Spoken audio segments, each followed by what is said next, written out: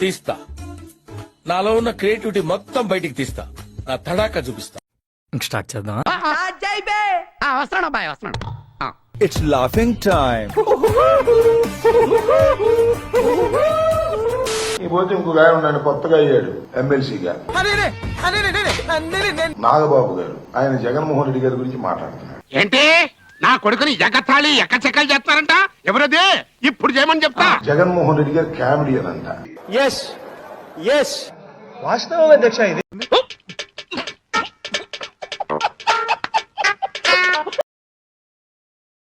మరి ఈయనేంటో నాకు అర్థం కాలా. కౌంటర్ ఇచ్చావు కదరా నువ్వు. ఏమే బెల్ట్ తీసురా. బెల్ట్ ఎందుకు లేండి, బయలుదేరుతా. నువ్వు, మీ అన్న, మీ తమ్ముడు ముగ్గురు రాజకీయాల్లోకి వచ్చారు. ఏందిరో వాల్యూమ్ పెంచినావు? పెంచక నేను చూసి పోసేసుకుంటా అనుకున్నావా? మీ అన్న అట్ట చేసి కాంగ్రెస్ లో చేరి కేంద్ర మంత్రి అయ్యాడు. ఒరే నీ హైట్ కి నువ్వు మాట్లాడే మాటలకి ఏమైనా సంబంధం ఉందా? హైట్ కి దీనికి సంబంధం ఉంటాయి.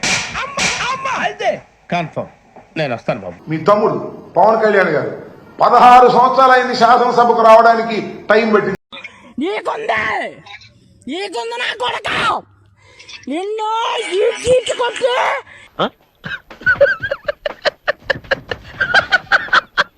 అది కూడా ఏంటి, చంద్రబాబు నాయుడు గారు సంకెక్కితే అయ్యారు మీరు.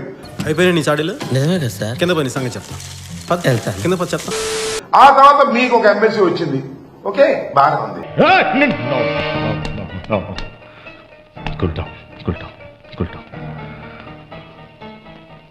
మాటలు నేర్చాడు వీడు. జగన్మోహన్ రెడ్డి గారితో పోలుస్తారంటే అయినా ఏముంది వాళ్ళు?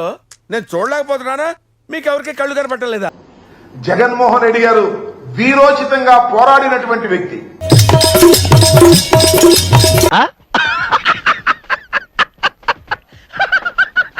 పార్టీ పెట్టిన 10 సంవత్సరాలకే శాసనసభ్యుడిగా ముఖ్యమంత్రిగా అయి ఈ రాష్ట్రాన్ని 5 సంవత్సరాలు పరిపాలించినటువంటి వ్యక్తి. ఇప్పటి వరకు 100 మర్డర్లు చేశా, కనపడ్డ స్థలాలన్నీ కబ్జా చేశా, కలకత్తాకే కన్నీళ్లు పెట్టించా. కానీ నా పేరింటి పక్కాడికి తెలియదు, పోలీసులకు తప్ప. ఆయన తండ్రికి గాని ఆయనకు గాని భగవంతుడు దయ వల్ల, ప్రజల ఆశీస్సుల వల్ల నేనంటే నీకెందుకు అంత ఇష్టం? మొదటి నుంచి మీరంటే విపరీతమైన పాజిటివ్ వైబ్రేషన్స్ నాకు. ఓటమి ఎరుగని ధీరులని మనం చేస్తున్నాం. రామచంద్ర వీడు ఓరాక్షన్ భరించలేకపోతున్నాను రా. వాళ్ళతో పోల్చుకుంటారండి, మీరు నాకు అర్థం కాల. పొగుడుతున్నావా లేక?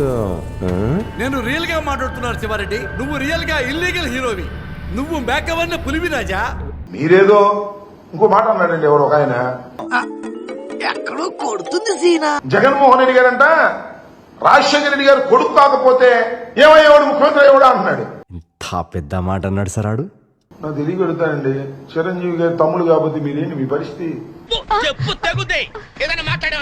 చిరంజీవి గారు మంచి సూపర్ హీరో అయ్యి మంచి నటుడుగా పేరు ప్రఖ్యాతులు చేర్చుకున్నాడు. మన సైడేనా? Of course. మరి ఎందుకు అట్లా మాట్లాడుతున్నాడు? అమ్మాయి ఏం ఫీల్ ఉన్నది మామయ్య? ఆశీర్వదించండి మావయ్య.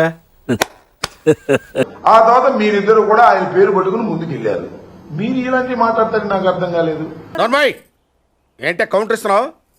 దున్నపోతులా తిని రాజశేఖర రెడ్డి గారు గాని జగన్మోహన్ రెడ్డి గారు గాని అత్యంత ప్రజాదరణ కలిగినటువంటి నాయకులు.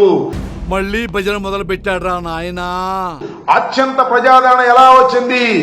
ప్రజలకు సేవ చేయడం ద్వారా వచ్చింది తప్ప కనిపించట్లేదే. ఎక్కడ కనిపించలేదు? సినిమాలో నటించడం ద్వారా వచ్చినటువంటిది కాదు అనేది కాస్త అన్నదమ్ములు ఇద్దరు తెలుసుకుంటే మంచిదని మనం చేస్తున్నా. నీ ఒపీనియన్ ఓడరా అడిగిండు, మాకే నీ మీద ఒక ఒపీనియన్ లేదు. ఇవాళ నాగబాబు గారు రెచ్చిపోయి మాట్లాడుతా ఉన్నాడు. పాపం ఆయన కూడా ఏదో అన్నాడు, వీళ్ళకి టికెట్ ఇచ్చి వెళ్ళిపోయిన ఆయన కూడా ఏదో అన్నాడు తెలుగుదేశం ఆయన్ని. అది నీకెందుకు? మాకు 30 ఉంటాయి, నువ్వు మధ్యలో దూరాకు. ఇలా పిచ్చి పిచ్చిగా మాట్లాడడం వల్ల ఏమి ఉపయోగం లేదు. బాబు ఆ నాన్నే అదమని చెప్పేసుకుంటున్నాడు. మీరు అడ్డదారిన రాజకీయాల్లోకి వచ్చిన వారు, ఎవరి సంఖో ఎక్కి రాజకీయాలు చేస్తున్న వాళ్ళు ఒప్పేసుకున్నావు. మీకంటూ ఒక ప్రత్యేకమైనటువంటి సిద్ధాంతాలు లేనటువంటి వ్యక్తులు మీరు. నీలో నాకు నచ్చేది ఇదేరా, కొంచెం లేట్ అయినా నిజం నీ అంతటి నువ్వే తెలుసుకుంటావు. వస్తారు జనం, అధికారం ఉంది, పాపం ఫీల్ అన్నట్టున్నారు. ఈ వచ్చిన వాళ్ళందరూ గొప్ప వాళ్ళని లేదా మీ అందరి మీకే పెద్ద ప్రజాబలం ఉందని పప్పులో కాలేయద్దు. అలా కాదురా ఎరుపు కూడా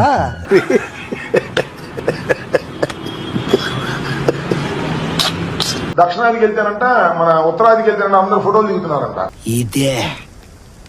ఇది సార్ నా బ్రాండ్. ఎక్కడికి వెళ్ళిన ఫోటోలు దిగుతారు. సినిమా యాక్టర్ తర్వాత ఎక్కడికైనా వెళ్తే ఏమంటే ఫోటో అన్నీ అంటారు. అండ్ ఎవరికైనా చూపించండి రా, వదిలేయకండి రా బాబు అని అలాగా కూర్చోబెట్టి చెప్పండి రా.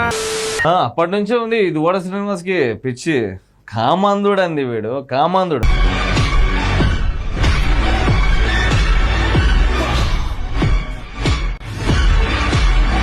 మాధురి మల్లెపూలు లాంటిది. మాధురి అయినా మల్లెపువ్వు అయినా మంచం పైన ఉండాలి. ఏం మాట్లాడుతున్నావురా? నరాలు కట్ అయిపోయింది. పక్కన దువ్వాడ శ్రీనివాస్ మాత్రమే ఉండాలి.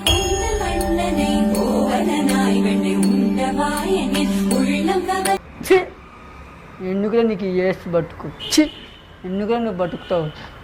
నాకు ఒక డౌట్ ఏంటంటే, ఈ దువ్వాడ శ్రీనివాస్ జైలుకి వెళ్ళిపోయాక మాధురిని ఎవరు చూసుకుంటారు? అది నేనే, అది నేనే.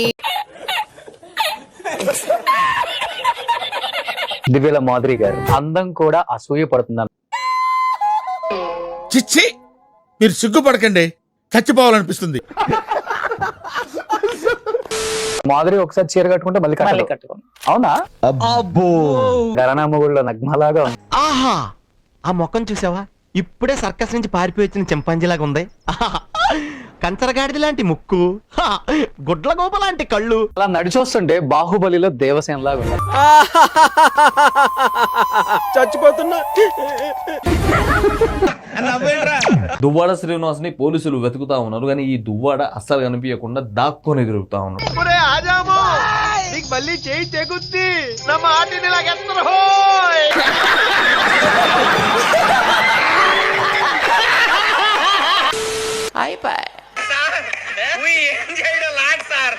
ఈ కార్యక్రమం ఇంతటితో సమాప్తం.